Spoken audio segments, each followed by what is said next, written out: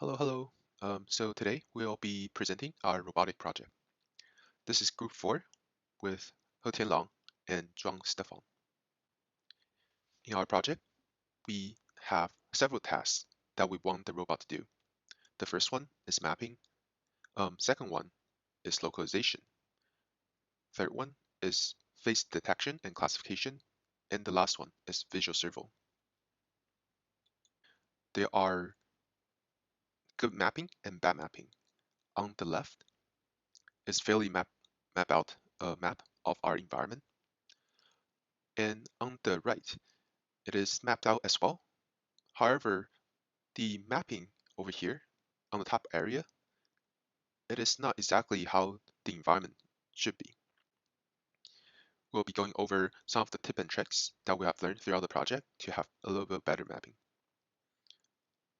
So first tip is to have a good path planning because the laser will be more accurate to map the environment when it is very close to walls and obstacles.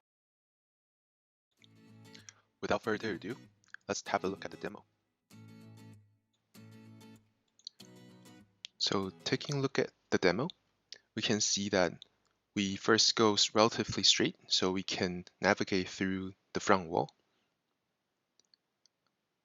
without losing too much position. As we turn, we still stay very close to the wall. And going straight over here, the obstacles are fairly close to each other, so we can map out the environment fairly well. The tight corner over here is critical. If we go straight into the third room, then we could lose our position fairly fast. So we decided to go around the corner and go towards the obstacle.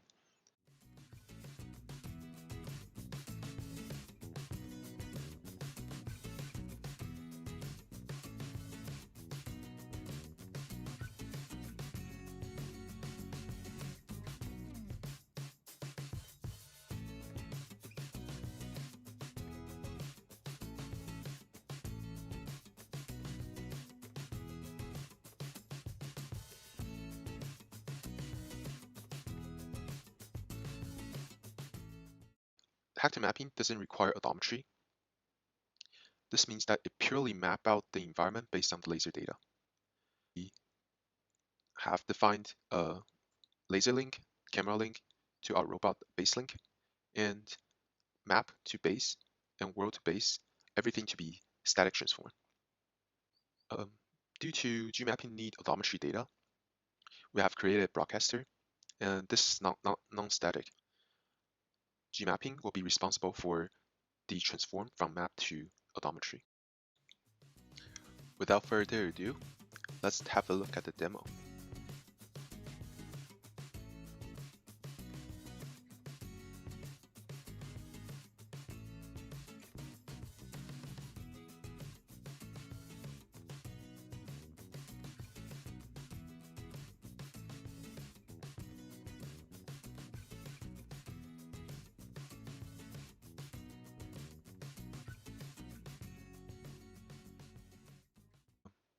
When we see that the Gmapping doesn't produce too good of a map compared to Hector mapping, we figure it is a good idea to slap on some laser filter.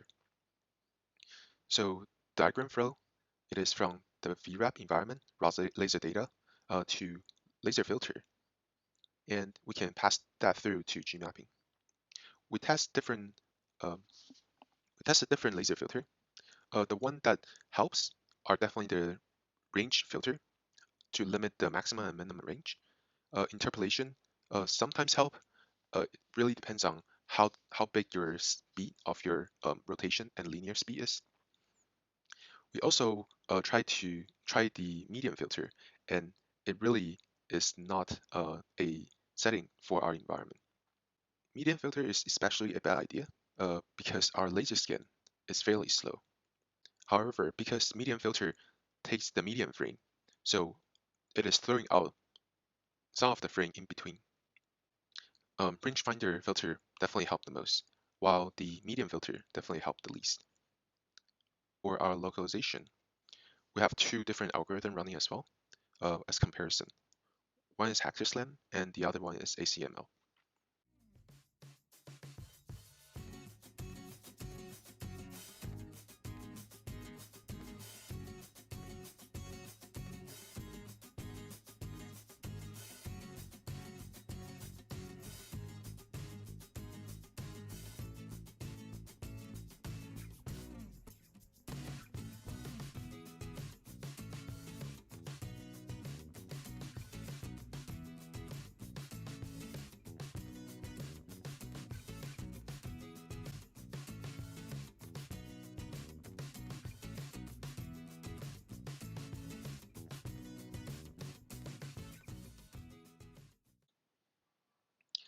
So to compare Hector Slam and ACML, we have removed some of the obstacle in the area and place a robot without too much landmark and see whether with odometry data we're able to tell that the robot is moving forward. So first we check out ACML. ACML do a little bit not that good. And now we can check out how Hector Slam kind of perform without landmark.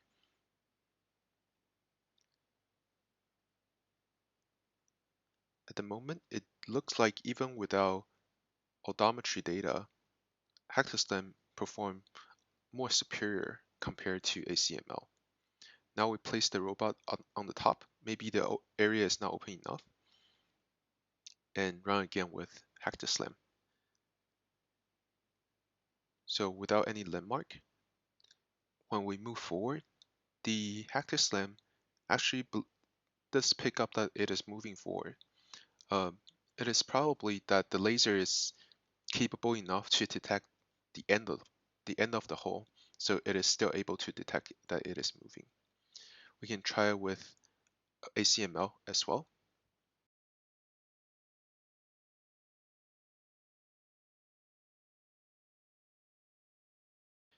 Hector Slam definitely are performing better. Maybe there are like too much noise coming from the odometry data.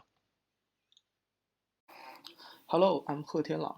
Next, I will introduce our design for Task 3 and Task 4 with some added contributions.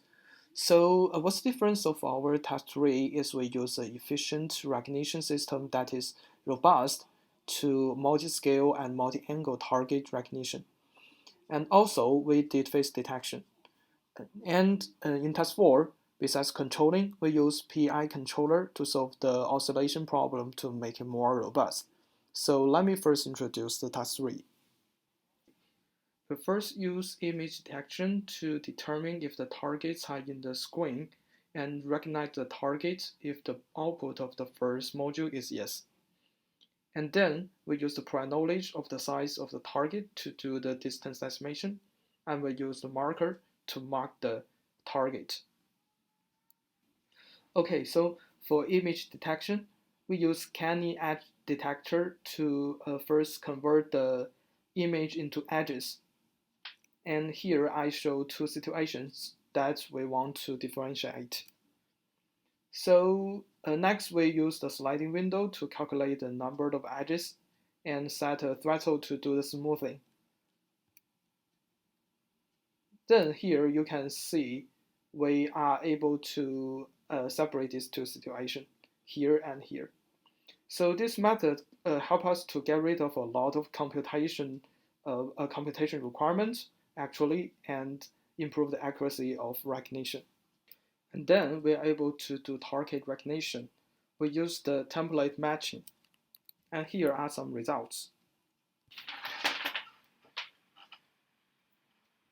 Okay, so here we see the robot is able to recognize the target picture Obama. And we can look closer. The size of the template matching box will change. Notice that we do not need any training process and we can do that.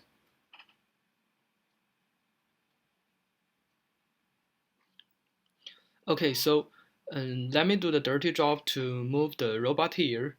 And we can see that our robot can still recognize Captain Levy in such angle. And when we move closer, it still can recognize the capital letter. And also for the front face. And the eyebrow, the robot can actually adjust the shape of the box according to the distance. And let's see the profile of Zhang Guorong with some angles.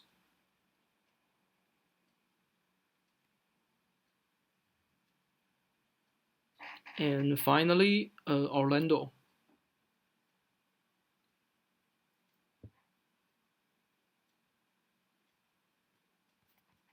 For distance estimation, we know the size of the target as prior knowledge, and we want to get its distance x.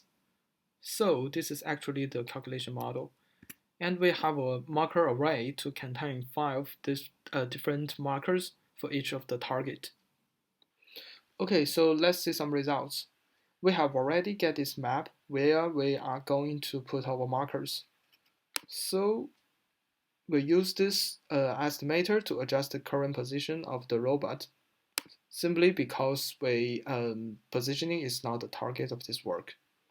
And then we add this marker array to receive the corresponding topics. Okay, so we also start with Obama, and we need to move the robot to the target area and then adjust the pose estimator. So here the marker for Obama is spawn. Then we do the same thing for Levi, Alvaro, Zhang Guorong, and we adjust it to Orlando.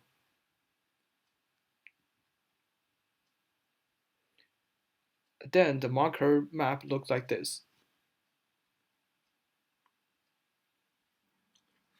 And then we also do the face detection.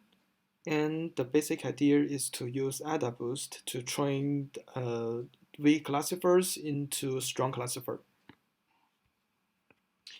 And this is the result. Now it is Orlando. And let's also try Obama.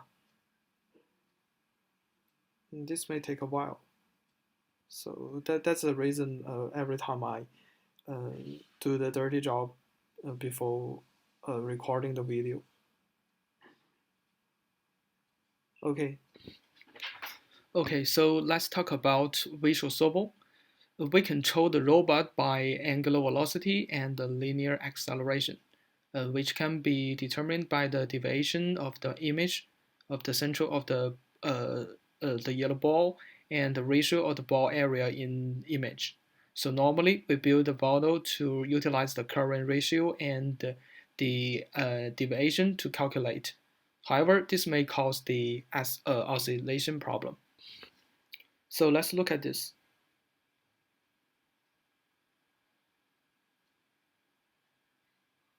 You see the oscillation here. So if the velocity of the yellow ball becomes larger, then possibly this oscillation would cause the losing of the target. So we use the PI controller, utilizing the history information to make it more stable.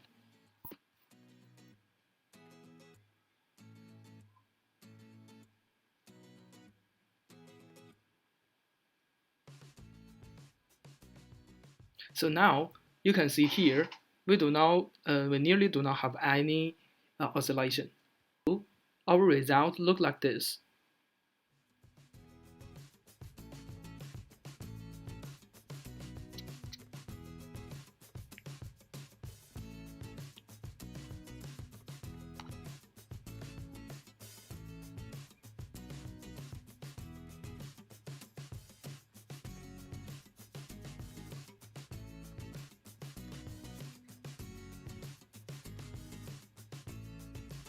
Okay, and thanks for watching.